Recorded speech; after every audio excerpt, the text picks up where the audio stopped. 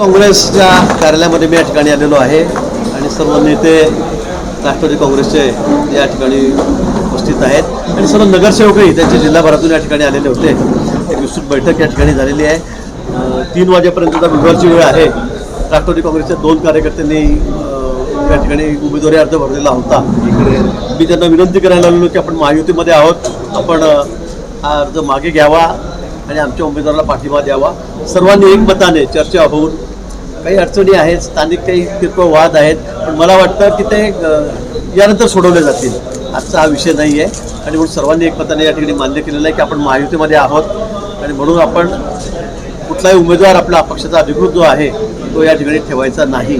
जो कार्यकर्ता आहे अधिकृत त्याला उमेदवार म्हणून उभं राहता येणार नाही, त्यांनी आधीच सांगितलेलं होतं। आणि या दोन्ही जे उमेदवार आहेत राष्ट्रवादी काँग्रेसचे 3 आहेत, 3 उमेदवार आहेत, ते या ठिकाणी आता थोड्या वेळात माघार घेतील आणि महायुतीचा जो आमचा उमेदवार आहे ते नंदकिशोर महाजन त्यांना पाठिंबा देतील। निवडणुकांमध्ये भाजपच्या कार्यकर्त्यांनी एका नगराध्यक्षांनी खंत बोलून दाखवलेली तुमच्यासमोर की आम्हाला निवडणुकांमध्ये वेळोवेळी सहकार्य केलं जात नाही। मला वाटतं नगरपालिकेचा जो विषय होता सावजाच्या, आणि या नगरपालिकेत मी वेगवेगळ्या लढलेलो होतो।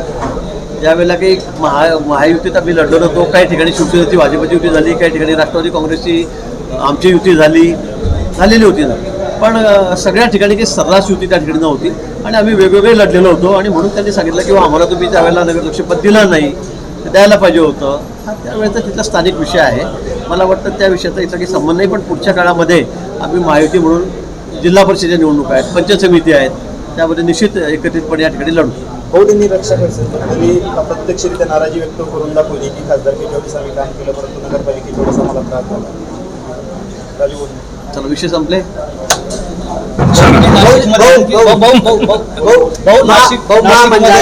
महामंडळाचं वाटप आणि निधी संदर्भातले समसमान वाटपा संदर्भातल्या शब्दांमध्ये सांगत तुम्हाला कार्यकर्त्यांची मनधरणी करावं लागेल। काय महामंडळाचं वाटप असेल किंवा निधीचं त्यांचं म्हणणं होतं की बा निधी आम्हाला मिळत नाही, आमच्या नगरपालिकेत आमचे नगरसेवक विरोधात आहे ते मिळत नाही, किंवा आमची नगरपालिका आम्ही अध्यक्ष आहे तरी आम्हाला मिळत नाही। मी म्हटलं या पुढ्याचं सगळं सूत्र ठरलेलं आहे महायुतीचं, त्यामुळे आमचा आमदार फंड जो येईल त्याचं सूत्र ठरलेलं आहे, DPDCचा निधी येईल त्याचं याचं सूत्र ठरलेलं आहे, आणि राज्य पातळीचा जो निधी राहील त्या बाबतीत आमचं कोणाला किती द्यायचे, पक्षाला, आमदाराला, समोरचं आमचे जर त्या ठिकाणी मित्र पक्ष असतील त्यांना, हा सगळं आता गणित ठरलेलं आहे हे मी त्यांना सांगितलं। भाऊ, केवळ 2 तास शिल्लक आहेत, मात्र तुम्ही अजून पण म्हणताय की नाशिकमध्ये अजून मेहनत करायची बाकी आहे। काय तुम्ही आता बोलताना म्हटलं की नाशिकमध्ये अजून मला मेहनत करावी लागणार आहे ना, अजून माघार झाल्या नाही तर तिथल्या गणेश गीतेची झाली, गोकुळ गीतेची अजून माघार बाकी आहे, ते पण थोड्या वेळात होईल। माझं बोलणं चाललेलं आहे, पण ते नक्की होईल। शिंदे सेनाची जळगाव आम्ही सगळे सोबत आहोत, त्यामुळे त्यांची माघार होईल, झाली पाहिजे। राष्ट्रवादीची कार्यालय मात्र ठाम आहे, बघू 3 वाजेपर्यंत काय राष्ट्रवादीचे कार्यालयात आले, भाऊ तुम्ही शिवसेनेच्या कार्यालयात पण जाणार आहे का माघारीसाठी? महायुती मी तर कुठे जाईल, मला काय अडचण मी आता मनधरणीसाठी जाणार का? नाही, गुलाब भाऊ मला वाटतं मतदारसंघामध्ये आहेत, ते आले की मी भेटू। गुलाब भाऊ अनेक वेळेला माझ्याकडे येतात आणि गुलाबराव अनेक वेळेला माझ्या कार्यालयामध्ये येतात, तर आमचं काही असं काही कार्यालयात जायचं नाही असं एवढं इगो नाही आमच्याकडे। काही चर्चा झाली गुलाबराव पाटलांसोबत माघारीच्या संदर्भात? झालेली आहे, ते थोड्या वेळात येत आहेत, झालेली आहे।